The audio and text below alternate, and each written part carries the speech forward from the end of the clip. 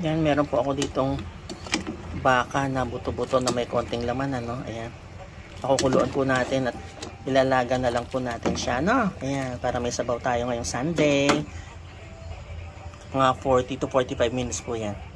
Lagyan na po natin yung ating baby potatoes. Mamaya na ibang gulay, no. Lagyan na po natin the rest ng gulay natin, ano. Wala akong nabiling repolyo, walang dumaan. Pwede na ito. Ayan, simmer na lang po. Ayan. Luto na po yung ating nilaga, ano. Malambot na yung ating beef. Ayan.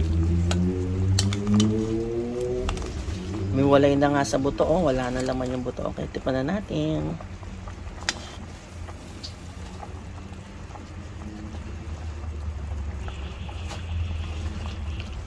Ay, sarap.